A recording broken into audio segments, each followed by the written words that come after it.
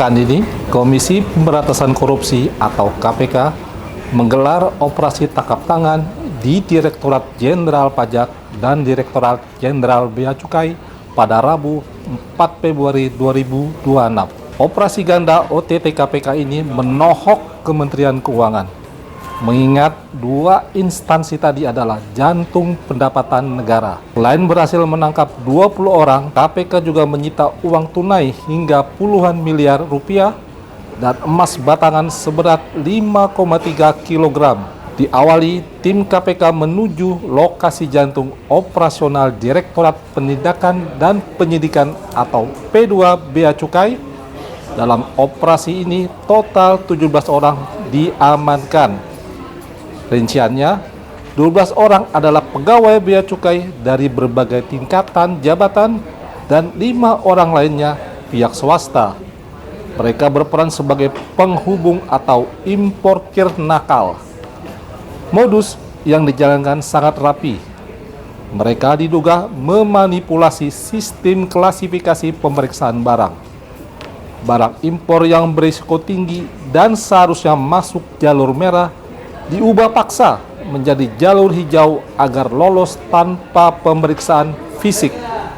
Sebagai imbalannya, aliran suap mengalir deras. Namun, para oknum ini tidak lagi menyimpan uang di rekening bank.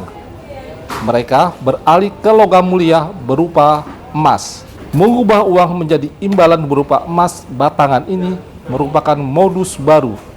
Lantas, apa kata juru bicara KPK, Budi Prasetyo? Budi membeberkan, emas ditemukan tim KPK di deposit box dan kediaman salah satu pejabat yang diamankan. Dia juga membeberkan KPK masih terus mendalami kasus ini, termasuk apakah aliran uang dan emas batangan sampai juga ke pejabat yang lebih tinggi.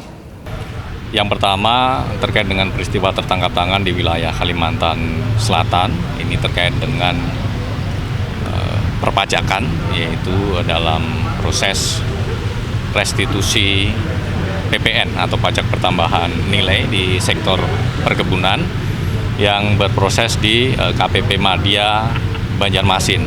Ya. Kemudian ada dugaan pengaturan ya dalam proses restitusi itu, kemudian ada dugaan penerimaan yang dilakukan oleh para oknum di KPP Madya Banjarmasin.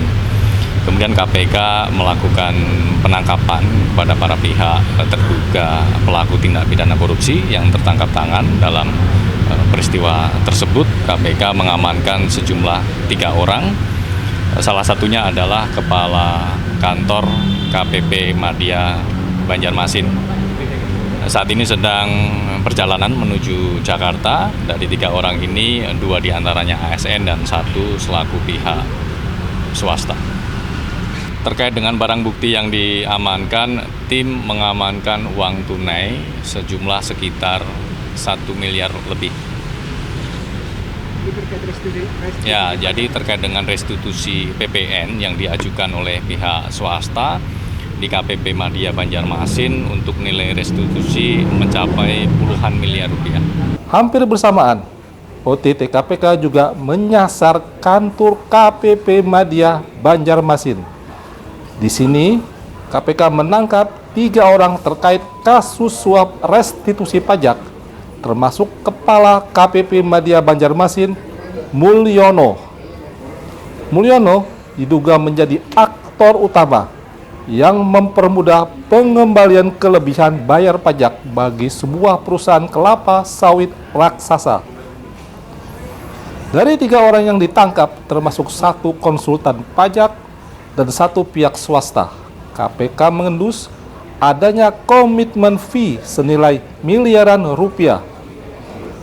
Mulyono pun sudah diterbangkan KPK dari Banjarmasin ke Jakarta menuju Gedung Merah Putih KPK.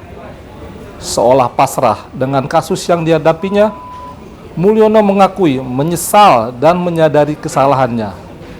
Lantas, apa sikap Menteri Keuangan Purbaya Yudi Sadewa dari 2 OTT KPK tadi? Dari rentetan penangkapan ini, 17 orang di bea cukai dan 3 orang di pajak menjadi tamparan telak bagi Menteri Keuangan Purbaya Yudi Sadewo. Di saat ini, kementeriannya tengah gencar melakukan reformasi birokrasi, namun oknum-oknum ini justru menciptakan lubang hitam dalam penerimaan negara. Kita lihat apa hasilnya OTT itu. Kalau memang orang pajak dan bea cukai ada yang bersalah, ya harus ditindak secara hukum sesuai dengan peraturan undang-undang yang berada. Tapi gini, saya tidak akan melepaskan anak buah saya sendirian begitu aja, akan ada pendampingan hukum dari Departemen Keuangan, tapi tidak dalam bentuk intervensi hukum. Itu kira-kira kita temenin aja sampai prosesnya selesai.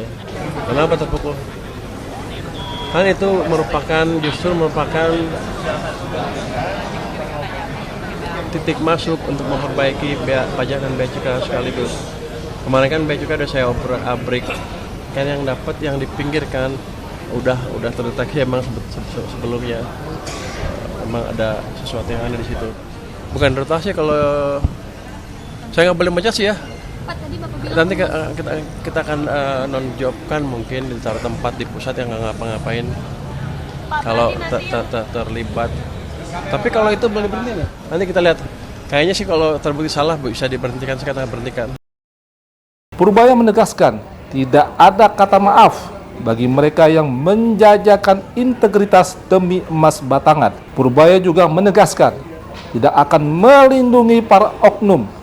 Bahkan dia menginstruksikan jajaran di bawah untuk buka semua pintu bagi KPK. Purbaya berjanji akan membersihkan parasit-parasit ini dari institusi Kementerian Keuangan. Penangkapan 20 orang pekan ini beserta penyitaan 5,3 kg emas hanyalah puncak gunung es dari tantangan besar di Kementerian Keuangan.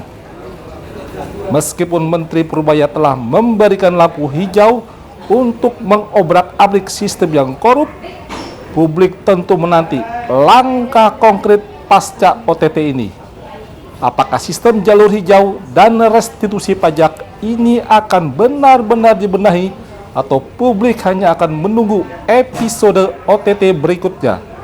Satu yang pasti, kepercayaan publik adalah taruhan yang jauh lebih mahal daripada 5,3 kg emas tersebut. Demikian headline inews.id. Anda bisa terus mengupdate berita-berita terkini hanya di iNews ID. Saya Fitrianda Hilba Siregar, sampai jumpa.